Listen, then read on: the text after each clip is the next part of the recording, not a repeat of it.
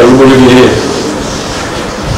ಬಸವ ಜಯಂತಿ ಉತ್ಸವ ಕಾರ್ಯಕ್ರಮ 40ನೇ ತಾರೀಕಿದ್ದು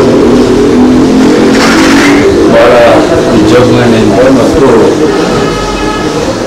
ವೈಚಾರಿಕವಾಗಿ ನಾವು ಮಾಡ್ತಾ ಇದ್ದೇವೆ.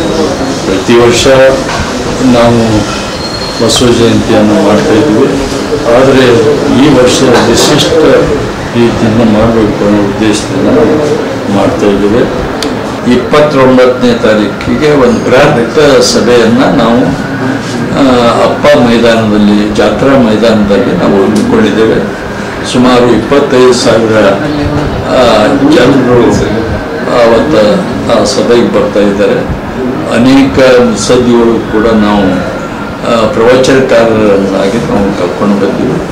ಅದಕ್ಕಾಗಿ ನೀವು ಎಲ್ಲ ಬಸವಾಭಿಮಾನಿಗಳ ಜೊತೆ ಇನ್ನಿತರ ಬಂಧುಗಳಿಗೂ ಕೂಡ ಈ ಸಮಾರಂಭಕ್ಕೆ ಕರೆತಂದು ತರಬೇಕಂತಂದರೆ ಎಲ್ಲ ಸಾರ್ವಜನಿಕರಿಗೆ ನಾವು ಮನವಿ ಮಾಡ್ತಾ ಇದ್ದೇವೆ.